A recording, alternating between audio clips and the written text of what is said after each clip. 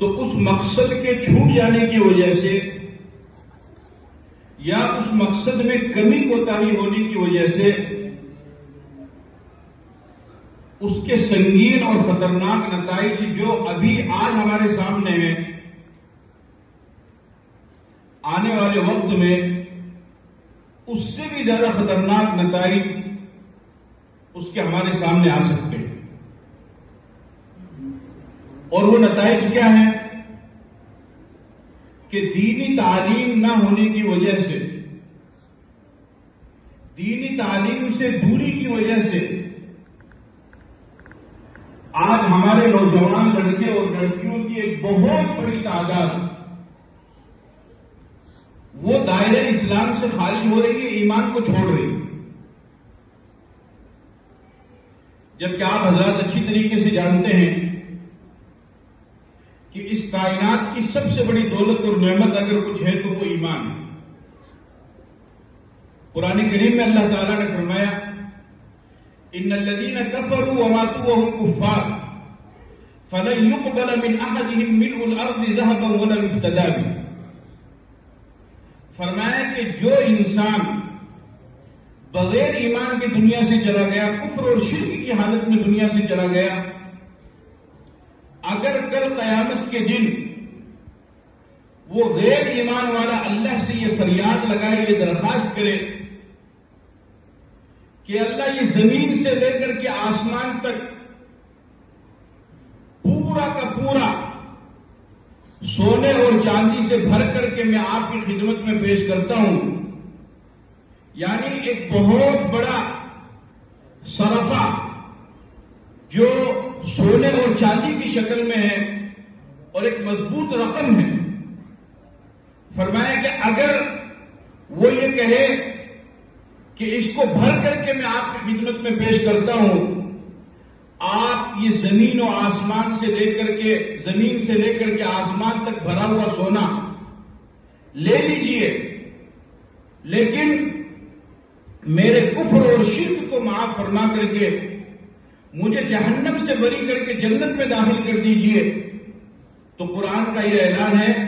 کہ اللہ پاک اس کے اس فدیے کو اور اس کی درخواست کو بالکل قبول نہیں کرے۔ یعنی اتنی بڑی دولت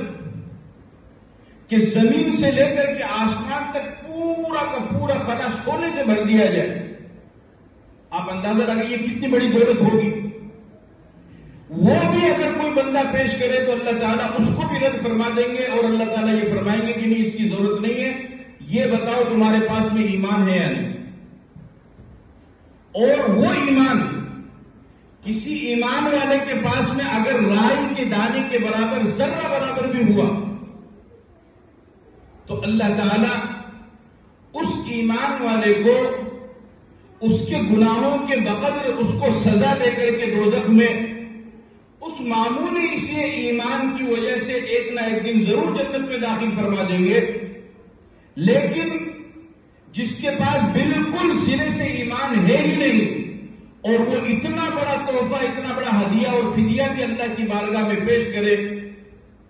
تو اللہ تعالیٰ اس کے ہدیے کو اور اس کے تحفے کو قبول نہیں فرمائیں گے۔ اس سے آپ اندازہ لگائیے کہ ایمان کتنی بڑی چیز ہے، کہ جنت میں داخلے کی پہلی شرط ہی ایمان ہے۔ اسی وجہ سے اس ایمان کو لانے کے لیے اور اس ایمان کی سلامتی اور تحفظ کے لیے اور اس ایمان پر برقرار رہنے کے لیے اللہ نے پیغمبروں کا سلسلہ چلایا، تو صرف ایک یا دو پیغمبر پر اکتفا نہیں کیا، بلکہ 1,24,000 انبیاء کرام کو دنیا میں بھیجا۔ اور قرآن کریم کی آپ تلاوت کیجئے تو ہر نبی کا جو بنیادی مقصد تھا اور بنیادی اعلان تھا وہ ایک ہی تھا، یا قوم اعبدوا اللہ ما لکم من الہ غیرہ، کہ اے میری قوم اللہ کی عبادت کرو، تمہارا اس کے علاوہ کوئی معبود نہیں۔ یعنی توحید پر برقرار رہو اور وقت کے پیغمبر کو رسول اور نبی مانو۔ یہ ہمارے نبی نے آ کر کے کیا، اور پھر اسی کی وجہ سے خود انبیاء کرام جو منبع اور مرکز ہوتے ہیں ایمان کا، وہ بھی مار کھاتے رہے، قربانیاں برداشت کرتے رہے، تکلیفوں کو برداشت کرتے رہے، قربانیاں دیتے رہے، اور ان کے جو اصحاب تھے، ان کے جو صحابہ تھے، ہر نبی کے، انہوں نے بھی قربانیاں دی، اور اخیر میں خاتم الانبیاء جناب محمد رسول اللہ صلی اللہ علیہ وسلم کے صحابہ، انہوں نے بھی اس کی وجہ سے قربانیاں دی، چاہے وہ خواتین ہوں یا پھر وہ مرد حضرات ہو، لیکن انہوں نے اپنے ایمان کا سودا نہیں کیا۔ حضرت بلال رضی اللہ تعالی عنہ کی تاریخ آپ کے سامنے ہے۔ حضرت بلال رضی اللہ تعالی عنہ کو ان کا آقا امیہ وہ اسی بات پر سزا دیا کرتا تھا کہ تم عہد کا جو بول بولتے ہو اور عہد کی جو رٹ لگاتے ہیں اس کو تم چھوڑ دو، میری تم سے کوئی دشمنی نہیں ہے، لیکن ان کو سنگلاخ پتھروں کے اوپر ڈٹا دیا گیا، ان کے سینے کے اوپر پتھر رکھ دیا گیا، اور ان کو نہ جانے کیسی کیسی اذیتناک اور ہیبتناک سزائیں دی گئی کہ ان کے جسم کے چیتڑے بکھر گئے، اور ان کو سب کچھ اپنا قربان کرنا پڑا، یہاں تک کہ اپنے وطن کو چھوڑ کر کے ان کو ہجرت کرنا پڑا، اپنے بیوی بچوں کو قربان کرنا پڑا، اپنے گھر بار کو چھوڑنا پڑا، اپنی مال جائیداد کو سب کچھ کو قربان کرنا پڑا، کر دیا، لیکن ایمان کا سودا نہیں کیا۔ کیوں؟ اس وجہ سے کہ ایمان کی اہمیت ان کے سامنے تھی، اور صرف پریشانیاں اور تکلیفوں کی وجہ سے ایمان کا سودا ترک نہیں انہوں نے نہیں کیا،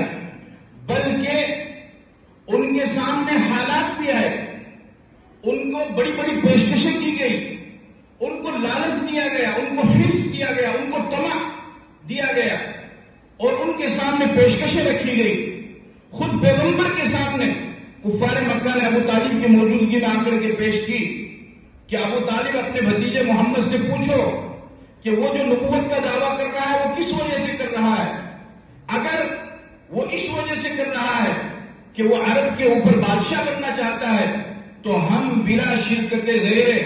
اور بلا اختلاف اس کو اپنا بادشاہ اور حاکم ماننے کے لیے تیار ہیں۔ اگر تمہارا بھتیجا محمد اس وجہ سے ہمارے درمیان تفریق پیدا کر رہا ہے اور ایک نئے مذہب کی، نئے دین کی ہم کو دعوت دے رہا ہے، وہ اگر مالدار بننا چاہتا ہے تو اس کو کتنے پیسے چاہیے وہ صرف منہ کھول کر کے بتائے، ہم دولت کا انبار اور دولت کا ڈھیر اس کے سامنے لگانے کے لیے تیار ہیں۔ اگر اس کے اوپر کسی نے جادو کر دیا ہے تو وہ ہمیں بتائے، ہم اس کا علاج کرانے کے لیے تیار ہیں۔ اگر وہ اس وجہ سے یہ کام کر رہا ہے کہ وہ عرب کی کسی خوبصورت حسینہ سے شادی کرنا چاہتا ہے تو وہ جس کی طرف انگلی اٹھا کر کے اشارہ کرے گا ہم اس کے ساتھ اس کا نکاح کرنے کے لیے تیار ہیں۔